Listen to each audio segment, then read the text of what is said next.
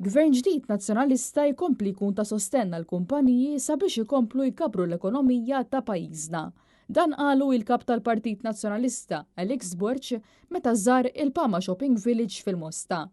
Mal-wasla tiegħu il-kap tal-Partit Nazzjonalista Alex Borch intlaqa mis-CEO Malcolm Camilleri u l-kumplament tad-diriġenti li jmexxu din il-kumpanija li l-koll laqgħuh mal-ħaddiema u dawruh mal-ħwienet, is-supermarket u l-uffiċini ta' PG Group li huma s-sidin tal-Pama Shopping Village. Alex Borch tenna li gvern ġdid nazzjonalista ikompli jħeġġeġ lill-kumpaniji sabiex jaslu għall-ambizzjonijiet tagħhom billi jkomplu jinvestu anke fl-impjegati.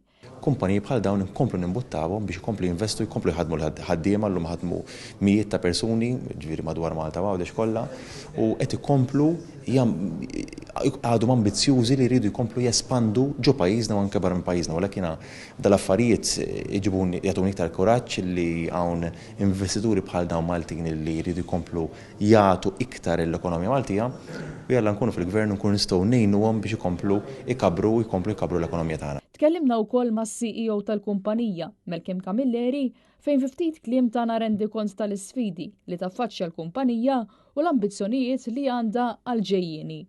L-akbar sfidi tal-grupp huma dejjem illum huma riżorsi umani biex inżommu riżorsi umani dejjem inkomplu nkabru u nsfidu dak it-talent biex inkomplu nkabru l-grupp.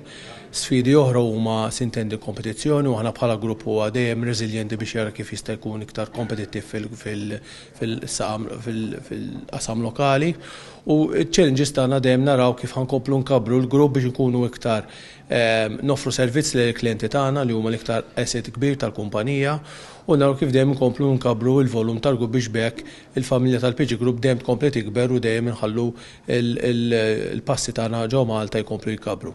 Il-kap tal-Partit Nazzjonalista kellu laqgħa ma' tmexxija ta' din il-kumpanija u tkellem dwar il-proposti tal-Partit Nazzjonalista fejn fost l-oħrajn fakkar fl-importanza li jsir Labour Market Study. Dan fil-waqt li tenna li l-anaħħari tal-Partit Nazzjonalista huwa li jgħin l-industriji Maltin sabiex jespandu lilin minn xtutna.